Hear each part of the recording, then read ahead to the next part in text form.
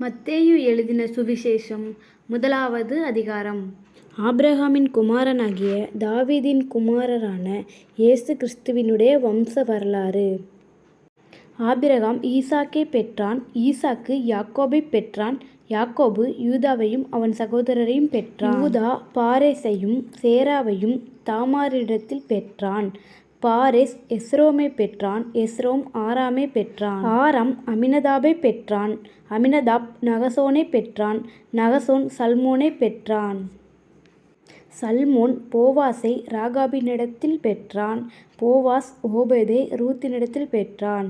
ஓபேத் ஈசாயைப் பெற்றான்.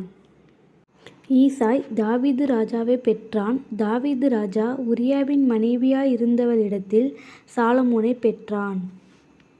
சாலமோன் ரெகொபெயாமைப் பெற்றான். ரெகொபெயாம் அபியாவைப் பெற்றான். அபியா ஆசாவைப் பெற்றான்.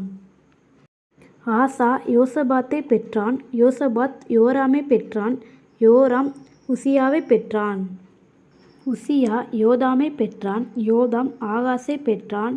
ஆகாஸ் எசேக்கியாவைப் பெற்றான். எசேக்கியா மனாசேயைப் பெற்றான். மனாசே ஆமோனைப் பெற்றான்.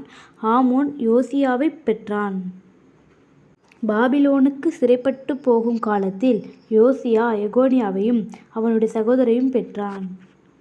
பாபிலோனுக்கு சிறைப்பட்டு போன பின்பு எகோனியா சலாத்தியேலைப் பெற்றான். சலாத்தியேல் சொரபாபேலைப் பெற்றான். சொரபாபேல் அபியூத்தைப் பெற்றான். அபியூத் எலியாக்கிமைப் பெற்றான். எலியாக்கிம் ஆசோரைப் பெற்றான். ஆசோர் சாதோக்கைப் பெற்றான். சாதோக்கு ஆகிமைப் பெற்றான். ஆகிம் எலியூத்தைப் பெற்றான். எலியூத் எலெயாசாரைப் பெற்றான். எலெயாசார் மாத்தானைப் பெற்றான். மாத்தான் யாக்கோபைப் பெற்றான். யாக்கோபு மரியாளுடைய புருஷனாகிய யோசேப்பைப் பெற்றான். அவளிடத்தில் கிறிஸ்து எனப்படுகிற இயேசு பிறந்தார்.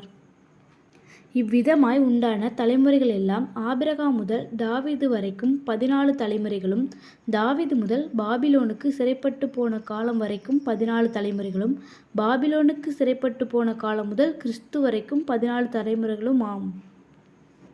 இயேசு கிறிஸ்துவின் ஜனனத்தின் விவரமாவது, அவருடைய தாயாகிய மரியாள் யோசேப்புக்கு நியமிக்கப்பட்டிருக்கையில் அவர்கள் கூடி வரும் முன்னே அவள் பரிசுத்த ஆவியினாலே கர்ப்பவதியானாள் என்று காணப்பட்டது. அவள் புருஷனாகிய யோசேப்பு நீதிமானாயிருந்து அவளை அவமானப்படுத்த மனதில்லாமல் இரகசியமாய் அவளைத் தள்ளிவிட யோசனையாயிருந்தான்.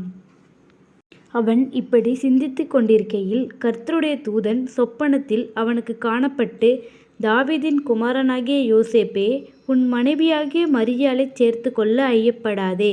அவளிடத்தில் உற்பத்தியாயிருக்கிறது பரிசுத்த ஆவியினால் உண்டானது. அவள் ஒரு குமாரனைப் பெறுவாள். அவருக்கு இயேசு என்று பெயரிடுவாயாக. ஏனெனில் அவர் தமது ஜனங்களின் பாவங்களை நீக்கி அவர்களை இரட்சிப்பார் என்றான். தீர்க்கதரிசியின் மூலமாய் கர்த்தராலே உரைக்கப்பட்டது நிறைவேறும்படி இதெல்லாம் நடந்தது. அவன், இதோ, ஒரு கன்னிகை கர்ப்பவதியாகி ஒரு குமாரனைப் பெறுவாள். அவருக்கு இம்மானுவேல் என்று பெயரிடுவார்கள் என்று சொன்னான். இம்மானுவேல் என்பதற்கு தேவன் நம்மோடு இருக்கிறார் என்று அர்த்தம். யோசேப்பு நித்திரை தெளிந்து எழுந்து, கர்த்தருடைய தூதன் தனக்கு கட்டளையிட்டபடியே தன் மனைவியை சேர்த்து கொண்டு, அவன் தன் முதற்பேறான குமாரனைப் பெறுமளவும் அவளை அறியாதிருந்து அவருக்கு இயேசு என்று பெயரிட்டான்.